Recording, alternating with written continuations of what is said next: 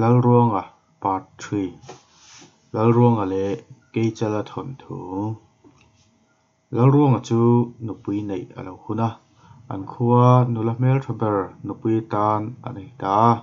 tin chung lai chuan keimi an ti hi lo lama a chuak po thina chu wangin an hlau em a tuma an fe ngam lova lal ruanga chuan hetia fe ngam lova ngot chu a tha hlei nem kan tul te lu nen ke chu ka fe tiang ka hlau love atia chafun le a chame fu chu akinga thal nen rochem nen akinga ngol te tam tak a thlia khol trawa chung te chu aking boka a fe ta nakina chuan an thlam chu a zok thlenga a mol teken reuh kha thlam banga chuan a thia thloma aro chem chu a han tuma banga mol te a thia te chu an zai ta threm maya chutia an zai lai chuan keimi chuak fo an ti kha lokal ta zai ri that a han hriat chuan mitam tak an omin a ringa a po ngam lova ral khat atang chuan lal ruang in vatamom ve in chafun minan mu tir te a han ti a lal ruang a chuan hei po atia a chafun pakhat kin kha an huwa a da le ngai bok chu a hranang zel chuan a mu tamai ni ti chuan keimi chuan a hlau ta hle mai a lal ruang a chuan local ta che a han tia keimi chuan nangma local zok ro atia lal ruang a chuan chuti mai chuan a po ngam bik mang silova lai le lai in to kang miang atia lal ruang a chuan thal chu an kho bur chata alai a chuan anin tok ta a lal ruang a chuan thiana nang tu ngei ming a han tia keimi chuan ka ming chu keichala ani atia lal ruang a chuan ka thal kho bur hi han phoi te I phoi zawem atia keichal chuan an phoi dona lal ruang a chuan a thal mora chuan a lo met bet lata keichal chuan a phoi zo talova lal ruang a chuan khoi nge keiman ka han phoi nge atia a phoi ta zan maya tin chumi nu a chuan lal ruang a le keichal chu anin hrian ta a lal ruang a chuan keichal chu thlama a hruaya chote chu an fak don ta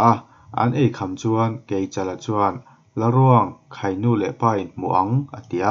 lal ruang a chuan niamole keizong kanu le kapa an che mani atia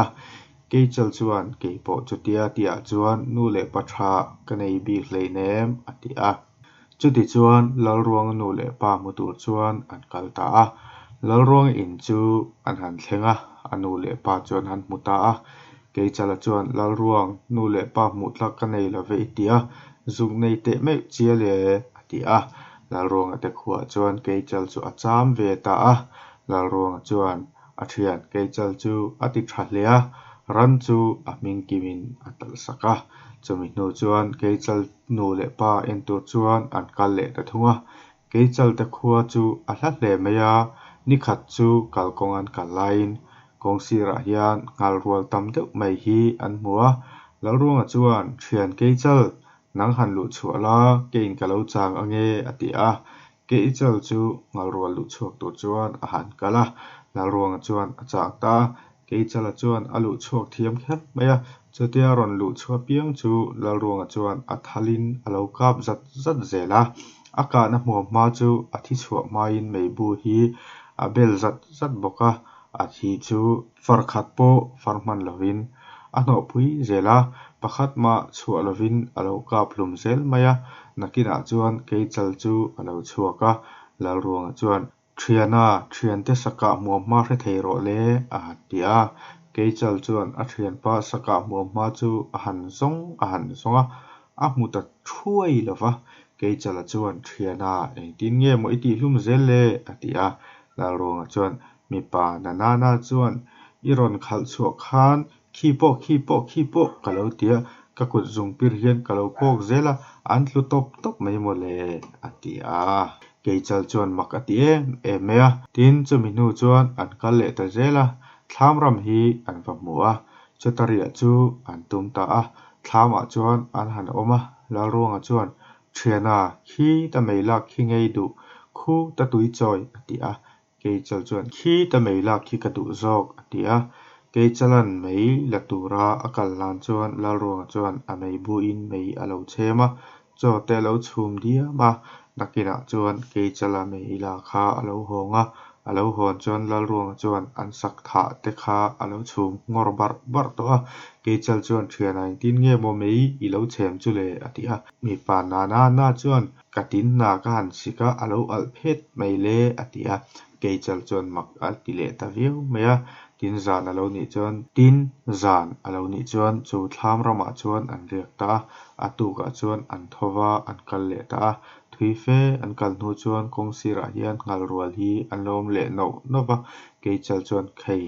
nang thian la ruang han khal chho ve thung ro le kein kalo chang ve thung nge atia la ruang chuan a han khal chho ve thunga ke chal chuan alo chang ta a la ruang sai kha hreve renga ke chal chuan la ruang khal chu apiang chu alo kok ve taringot me khi po atia alo kok zelama se pakhat ma chu ko hlum the anei talawa amangang chuan atop bera lo chuak chu alo chum thu topa achum na lai chu aduk chur me aduk lai chu leilam a hoi tir taringota nakina chuan la ruang chu alo choka ke chal chuan thiana thian te satha muam hma hre thei ro alo ti ve a la ruang chuan a han thai let topa hei ichung hlumani hi ati tam meya nakina chuan an rian a hmun tur an va thlenga ke chala chuan thiana nang khi ta mei lak ngei du khu ta tui lak ati ve ta la ruang chuan khi ta mei khi ka la nge atia mei la tu chuan akal tangat ngata akal la chuan ke chal chuan ama la ruangan ati dan soi kha hreve renga atin na chu sial an tum ve a na sa tekin alo be a atin na zong chu asit thi phung maya nakina chuan la ruanga mei la chu lo honga ke chal chuan mei ozong chu alo la chem lova la ruanga chuan thiana enga tinge itin na chu athi te phung le atia ke chal chuan eng tin nge mo itin nai si al mai thei bik le atia la ruanga chuan khoi nge ke man kan chema nge atia amei tal chu han tal zoka atin kara chuan a sep ta hlava ke chala ne chuan en ro hei pang maya hei ma hi kala sit al lo ani hi ati ta hlava ke chal chuan makati le ta em a an sa chu la ruanga chuan a chhuma eita ke chalai ro zongin sakei ania wangin a hela e du zoka a hein a eita a ke chal chuan lungpui phena hian sa chu han khel bap papa la ruanga chuan ei lai chu en renga ke chal chuan la ruangan sa chhum min a ei chu han en vel la ruanga chuan ke chal o chu alo mel le vak thina ke chala chu a zak ru ema nakina chuan cho an han ei kham a an han muta a atu khua alo war chuan an kal le ta a thui fe an kal ta ti chuan ngodur pui hi alo oma chumi ngodur pui chu la ruanga chuan a han en vela ke chal hena chuan thiana helai chu nun chan sirnan awa thate lul em atia ke chal chuan amai ro chu atok to ti vele bana atia la ruanga chuan ole ni atia la ruanga chuan ke chal chu thingkak lian fe a hian a thut tiara la ruanga chu nun chan zir tur chuan azuk kalta la ruanga chuan nun chan a han zira ngodur pui te chu avai eng ta pop paya ke chal chuan a en renga nasa ati ema pik tak ta chu a eng thata duak mai sia chu chuan la ruanga hena chuan thiana tok to ati ta chula la ruang chuan tok ti om lo takian ke chala om na zon a han thlen chuan tok to mayang miang atia atop nan chuan ke chala om na thing chu afik moka ke chal chu atla thum ta zota maya ke chal chuan na ati dewa thian tha chu ni lo la saphu thik atia la ruanga chuan nang po thian tha chu ni lo la thalfang char ati ve ta tin an kal le ta zela kong laka te chuan an riak dun zela atuk le chuan thui fe an thlen chuan pholeng hun bon fe mai hi an va mu a ke chala chuan thiana helai chu nun chan sirnan awa thave mole atia la ruwa chuan zir tak ro khai hei a tha hle lom atia ke chal chuan helai ka thlen vele hian atok to lo tiang che atia la ruwa chuan ole I thlen hmain ka tiang I hlo om mai atia ke chal chu hlim deuh mai na kalta ke chal chuan a han bo eng ta pop maya reife a han tia ha hle a bo eng thape tamang lawa lal ronga ne na thiana atok to tiro atia lal ronga la chon atidu lok lawa nakina chon trial lung rit lel lol hi ala tok to takang hiang atia ke chala chi pa chon han deng rot maya ke chal cho ha na kalain chu tia han vom chuna ti hle maya athina rim ta hle a lal ronga ne na chon thian tha chu ni su la saphutlik a han ti le a lal ronga chon nang po thian tha chu ni lo la thal fang char alo ti le a in nakina chuan ke chal khuwa chu athleng don ta a an khodai kianga chuan ke chala chuan thiana heta hian lom la ka han kal masalok ange ka khuwa te po lo in buat sei turin ka han thrilange ati a ke chal chu lal ani a ke chal chu a han kal ta a chutia akal chu lal ronga chuan atnunga azui ruta zela ke chal chu an khuwa han luta a khuwa pa te chu in rela hian an lo oma tu pa mei sei sei an tia an mei sei pui pui chu an lo thak thla zuar zuar hloma ke chal chu han auta zia thup o ring mi hong e a han tia an zia chu an thup thup maya chu lal rongan a hmu ve le ke chala hriat lo ve chuan om na ngaya lom le turin a tlan ki le tangat ngata ke chala lo thlen chuan an cholna khan a lo chol le der tek to a nakina chuan ke chal chu a lo thleng ve a lal ronga hne na chuan lal ruang lo kal ro le ikal to ang atia an han kal ta a an khuwa chu an thleng ta a ke chala te kot an thlen ve le chuan lal ruang chuan a fei chu le a kho bur chata a fei chi pa chuan lal ruang chu alam ta va maya ke chala khuwa te chuan an en tu maya lal ruang chu se an tuma alam zo chuk tur chu an ngak thup maya lal ruang la chu a chuk du top silawa ke mi ho chu an trin du bok silawa nakina chuan khuwa alo thim don ta hiala lal ruang a po chu alam ning ta dewa thosi fa vai thap anga tamin lo om ro se a han tia chu vele thosi atam ta ema lam en tu ta kha se tano nova an om rei pe talawa an trin zo ta vek hloma lal ronga ba chu a feile ra chang chuan alo chuka ke chal te in chunga chuan alut ve ta lal ronga chuan thian ke chal khoya ngei nu le pa atia ke chal chuan in chara papuya ka khu sova en ro atia lal ronga chu vakala papui chu va honga ke chal nu le pa chu an lo then thu maya an ha te chuan an ramsa zonna an wangwat sai trialian pui kai te chu an lo khap thlur maya lal ronga chuan ke chal an huana chang el na te chu puan dum a han doya a han pot thler ko ka ke chal nu le pa hnia wangwat lian pui chu ruk sak ta poka nu le pa mu tlak ka nei lo itia inu le pa hi an that te lul nen atia tin ke chal nu le pa chu an lom ta ema zan ria chu an e a an cho e kham chuan lal ruanga chu amua amu hil dera ake zung pui chu a nar tir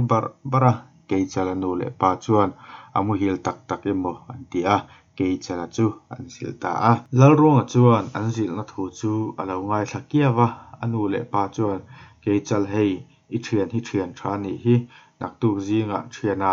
ar katalang che ar thum nge katal ang che ar pui tui lai ti langin ar te ati chuan ar lian talla ar lian ati chuan ate tal sakang che tin zu ka zu gang che bel te nge ka zu gang che bel pui ti la bel te ti chuan bel pui zu gang che tin kan huana thi po so adu tok lo sakang che an tia chung an soi zong chu lal ronga chuan alo hreveka atu zinga chuan athowa ke chala chuan thiana ar katalang che a thum nge katalang che apui tui lai atia lal ronga chuan thiana ke ni thian donin apui lian te chu kan ei seng hleiang a thum le atia apui thau tak chu tal ta tin ke chala chuan thiana vok katalang che vok palian nge katal ang ate atile a lal ronga chuan alien te chu kan ei seng hleiang ate le atia alian chu tal le ta ke chal chuan thiana zu ka zu kang che bel te nge ka zu kang che bel pui atile a lal ronga chuan ke ni thian donin bel pui te chu kan phu hlei nem bel te le atia bel pui chu azu le ta zoka tin ke chal te kom chaka chuan pitar te oma lal ronga chuan thu han zot ruwa kapi ka thianin thi min lo dona a englam zar nge thaberang atia Peter chuan marlam zar khu a thabera ma se an ui berang ni ma se la hetiang hian tiang che thiana katladon tila waitliak palla I lo theang atia nakina chuan keichala chuan thiana thi kalawang che atia thilo tur chuan an kalta a hmun chu an va thlenga an han lo ta lalruanga chuan marlam zar hlir chu alova nakina chuan azar chu han waitliak mok maya kati pal atia keichal chuan a ui hle maya thian tha chu ni lo la saphu thlik atia lalruanga po chuan nang po thian tha chu ni lo la thalfang char ati ve le a keichal chuan an khua ten lalruanga chu se an tum ti hriat awangin zi taka a hon tir ta deya thli a fun saka a kaltang nu chuan keichal thian te chuan keichal thian buana atia keichal chuan zing alo tho mek atia reilo te chuan keimi te chuan keichal thian buana an ti le a keichal chuan chola ei mek atia reilo te chuan keimi te chuan keichal thian buana an ron ti le keichal chuan ala in siam mek ati le a nakina chuan keichal thian buana an han ti le a nichina keichal an thli a fun sakha in I thlen ma lo chu phel su atia lalruanga chuan konglaka a phel tamaya thli chuan keichala ba za chu ron chem ta a keichal chuan in a thleng to emo atia keimi hovin an zo lai chuan khaile atia papui chu anam chuak topa chu le keimi ho khan anum tarui ruya mea nima sila lalruanga ozong khan in ala thleng si lova chutia an tlan thom chu hria amangang ta deuh hle a akianga chuan saphu khurlui hi alom khera chuta chuan alut ta a tin keichala chuan lalruanga chu ngai to dewa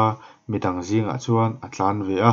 tin chu tlan ho zinga chuan middel pakhat hi atlan ve a chu middel chu lo va thleng phasa bera lalruanga chuan saphu khura aluin akele lam a khai lut man lova middel thleng phasa ber khan lungtat emo atia keichu lungtat ka chhar atia alo zut ho hova chu keichal chuan a hmu hlova lalruanga ke ani ti a hria middel hnena chuan khoi hei chu keima hula sin atia a thut nan ta diama tin lalruanga tu zong chu an lo tlan thleng ta veka lalruanga an hmu tak lo awang chuan an thu khom ta huang a hlo om an soi khom ta middel khan keichu ka hlo ber ka nei a ma se ka soi ngam lo tak lo ni tak te hian ka tlan ve the om si lowa min tlan san vek da nge atia tlangwal ho te chuan han soi te tak po lo ni ta sela hi ti hian kan tlan pui de yang che an tia an ti dan to chu zirin an han puwa ta chuan middel chuan a soi ta keichu ka hlo ber chu lalruanga khan khua kha han ti dur thim khui mai sela bok bon rul tiat khan ro malian puin lo tla phur mai sela lalruanga khan chang han tum rai mai sela chu ka hlau berani atia chutia asoi chu lalruanga chuan lo hrerup kara asoi zo vele chuan asoyang tak mai chuan a han doi ta khua chu alo dur ta khuya chhum te chu alo jing ta mup a ro malian pui chu alo tla ta phur maya chang a han tum tarai maya chu vele chuan keimi zong chu an tlan cheta dura an tlan ho tak veka middelero kha chu an tlan san ta deya chutia an tlan hon tak nu chuan lalruanga chu lo choka middel chu amana avon neka leite bara akal san ta deya nakina chuan middel khan an khu han thleng ve a thian te hne chuan lalruanga in ti kha saphu khora alom renga ka chem phekin ka hem hrepa leika barnek mai ati ta zeya a thian te chuan nangma le kia hem hrep che ningi khoi nge ka than en tiang che an tia an han ena nangma hi a hem hrep zok che ni hi hei a hem na che po aduk chur alom an tia tin lalruang kha akal zela an kho tui khur a thlenga a fanu chu tui khura tui choi turin alo kala lalruanga chuan rei taka hmu lo wangin a fanu chu a hreto hau lova midang dei emo atia a thlema thi te chu pe ka tuma ma se ni chuan ka du lo ki po ka pa ke chala khuwa zina thi te chu hon ve chau don atia lalruanga chu a zak ta ema tin nakina chuan in an han thlenga a fanu khan anu nela apa thil ti dan chu han soidona chutia soidon vele chuan lalruanga chuan a thi hon kha thlang ra buna a fanu ne na chuan hei chem te a tha hei chem te a tha lo ti khal zunga a fanu chuan a soi man talawa hlim takin a thi hon te chu an thil ta a lalruang a part 4 kechal nen anin melmak trandan le rang sai pui ne anin doi dan lalruangan kechala khuami thi a hon reuh chu lalruang nawin alo mua lalruang ma kal thei chu keipo ka kal thei nge ang mole atia lalruang chuan mai maya nang zong ti dan te thiam om si lawa iwathi mai nge atia anaw chuan nang ma thi lawa lo chuak thei chu ka thei na che kang ka kal do na ni ati tra la a u lalruang aya thil ti thei zoka ai ngai tlata kechala khuwa kal tu chuan a kal tawang fonga kechala khuwa chu awa thlenga kechala chuan a thian naw ani ti hria alo duat hle maya kechala nu le pa kha a u lalruangan a in angin a in ve a mang bok khan an hatia te chuan wangvat sei trial lian pui te chu alo khap le thlura lalruang naw chuan ekhai kechala nu le pa chuan va hlo om em an hatia te chuan wangvat a khap tak thlura ka hlau zong takani atia papui chuan a khu le ta deya nakina chuan zanria chu ananeya an choi kham chuan lalruang naw chu amu hil ta dera chutia amut nu chuan kechala nu le pa chuan lalruang chunga an tiang boka titurin an fapa chu an zile ta a atu khuwa chu alo wara kechala chuan ar katarang che apui tui lai ngei du anote atia ani chuan arno te chu ka kham hleang a pachal ngat niang miang atia kechal chuan alian zok a phuta wangin anote atal ta hlawa tin kechala chuan ani le vok katalang che vok te nge kan tal ang vok pa lian atia lalruang naw chuan ate vet chu kan kham hleang alian le ati le a kechal chuan ate atal le ta hlawa tin chumi zo chuan zukang che belpui nge niang belte ati le a lalruang naw chuan belte chu kan kham chuang hleang belpui ngat le ati le a belte chu azu le ta hlawa tin keichal chuan lalruang ang bok khan thi te chu alo sak trawa tin atu zi taka chuan lalruang naw chu keichal chuan thlifim a fun saka akal tiak ta a nima sela azin dewawang chuan akal pei talawa kot chhuwa awa thlenga chuta chuan zan lama mi te om tual chem na mei nung hi alo oma lalruang naw chuan kakal zing lutuk mai kamut ala chuak le sia kakal pei ri lave meiluma hian kamule zetanga kho var deuh huna kakal le zok te ang atia akal pei lo chuan mei chu atua luma abule ta teya tin chutia amut lai chuan keichalan thlifim a fun sakha chome fun emo atia a han phela chome reng chu om si lawa a thit na rima a fun na chu meya chuan aro le tangala a thlifun han phel chu thli mai ania wangin om zia reng chu a hri hau lawa amule ta dera tin a thlifim phel khan keichal in a han chhema keichal chuan akal thui to hle emo atia a khuatela chuan khowar tirata to keichal thian buana antifo sia thli khan keichal in a chhema wangin in a thleng dei to emo atia nichina akal dei to atia chu vele chuan keimi te chuan meikoin an le ta ma se po an main kot chhuwa chuan amu an va mu tamaya an pot som ta veka an ei ta deya nakina chuan lalruang chuan anaw zin chu hong har atiema ngai tu hlea anaw lam tur chuan keichal khuwa avakal le ta ava thlen chuan anaw chu an lo ei zo vek to sia keichal chuan a khuwa te zong chu a ko khom veka a luak chhuwa tir veka lalruang chuan an luak chhuwa chu a han doya ma se a lo tho thei lawa apang zong chu a han let vela a zak vun te chu a han ena a lo kim lawa a zak vuna chuan lai king vun hi an bel saka a lo tho le thei ta chutia a tho le chuan a u lalruang chu a hau ta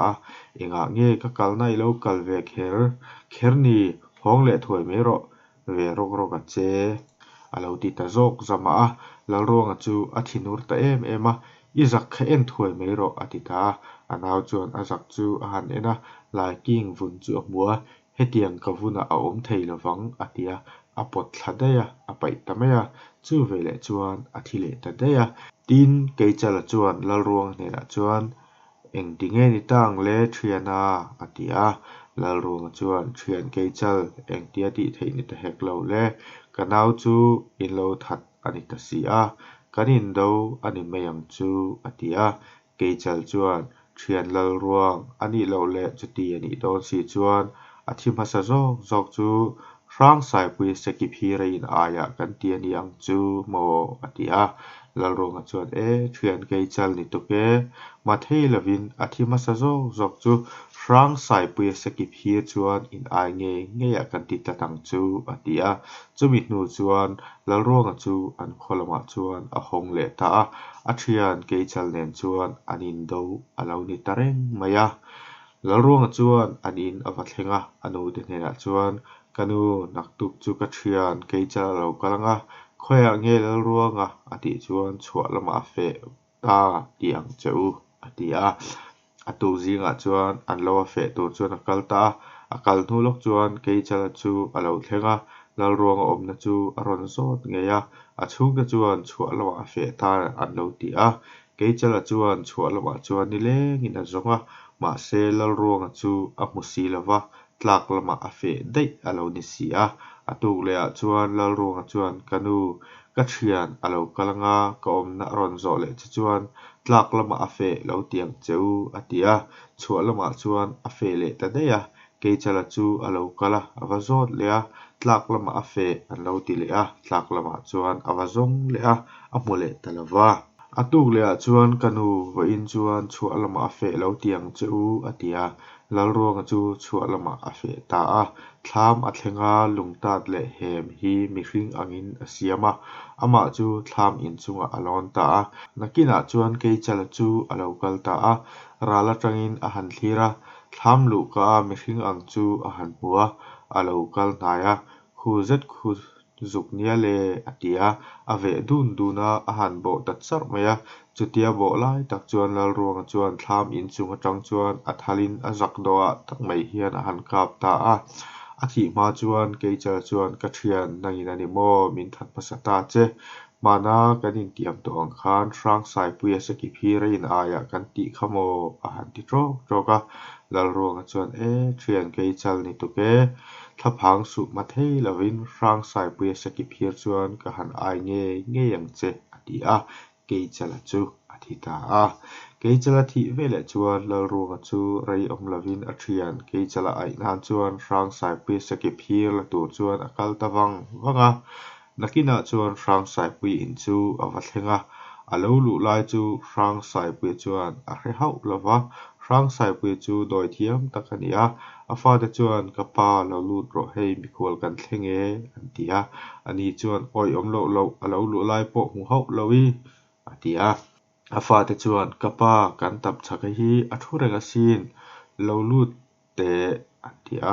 rang sai pui chuan khual chiang ei ni khual tha a hantia lal ruang chuan khual tha atia rang sai pui chu alo lu ta lal ruang ani ti hriat fe le a sagi phir ala don ti hria anin doi tran tamaya rang sai pui chuan thur be bu tlang a ilo kala katap chaka hian ilo thu thur be bu ni mo atia lal ruang chuan pial thin then tlanga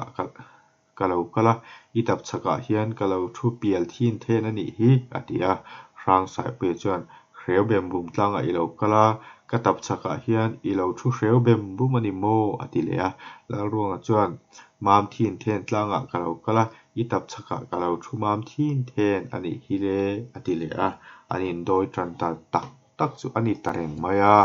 tin atuka chuan tuk thuan a han eya rang sai pui chuan lal ruang ma chuan doi a phul tatlat maya lal ruang chuan ai du tlat lova chu milai tak chuan lal ruang chuan rang sai pui fa te bu jing deng chu a han doya anin ti thin rim ta anin sual ta bur pura an suk te chu an tri bur pura ma se rang sai pui chuan lal ruang an a doi ti hria atlan chok du hau lowa tin lal ruang chuan thil dang han doi le ta zoka rang sai pui a vok palian chu pal ong a tanga a thi do ne ma ti khopin ang ek ta chiama chu vele rang sai pui chu atlan chok ta lawa chu tia atlan chu vele chuan cha thleng amazon mi chu a her lawa cho chu a ei tamial miala rang sai pui chu a lo lut le a lal ruang a ma a doi phul kha ama chuan a ei tamial miala an choi kham chuan lal ruang a chuan a sakip hi chu lak a tum ta a rang sai pui chuan a wi em a arpui kha in thian alak don kha lim pop pop ta che a han tia lal ruang a chuan moya arpui ma ni doi sa ei pa khalim zok ro a han tia arpui chuan rang sai pui chu alim ta zeka rang sai pui chuan a kel nena chuan kela kha in thian alak don kha tau ngek ro a han ti le a lal ruang a chuan moya kela mani doi sai pa kha singek ro a han ti ve le a kel po chuan rang sai pui chu a sile ta ngek zok ta maya lal ruang chuan rang sai pui sakip hi chu a kai ta ro maya rang sai pui chuan a wi em awangin a sial chu chafun mevin a thla ta nakina chuan lui an zuk thlenga cho an fak dona rang sai pui chu lungpui chunga hian a thua lal ruang chuan konglaya sakip ho a pha a thua cho an fak ta chutia cho an fak lai chuan lal ruang chuan rang sai pui a lungpui chunga a thu chu a lungpui le among chu a doi bel bom tatlata chutia a doi awang chuan rang sai pui a po chuan a sakip ho le lal ruang among chu a doi bel bom ve tatlata rang sai pui chuan ti khan le imong le sakip ho kha a in bel bom tlat om sia tho theilovin I omanga I thi meyang le atia lal ruang chuan inga nge ka tho theilovang ka hlep thlamai anga sin nang po ti khan I thu renga tui alo lian anga I kal son theiom silova tui lianin aron ru tang chia I rilte alo tramanga tlan bo tei tumanga I tlan bo theiom silova thi chau lo chu eng mai mabak le nem ke chuan ka du duin ka kal pui zel theiom sia atia rang sai pui chu a soi thei ta vak maya rang sai pui a hlau chuan lal ruang a hnena chuan lal ruang ani lo le ho doi in su tang atia lal ruanga a doi na chu a han su zo ka rang sai pui chuan lal ruanga hnena chuan mi han sut ve ro le atia lal ruanga chuan a doi chu a han sut ve ta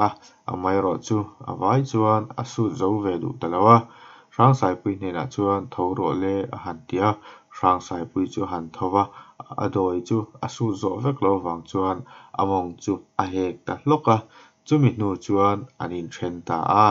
nakina chuan lal ruang chuan keichal te khuwa kha han thlenga rang sai pui sakip hi ngei chuan a thian keichal chu a ai ta dura chumi a ai zo chuan an kholama a hole ta a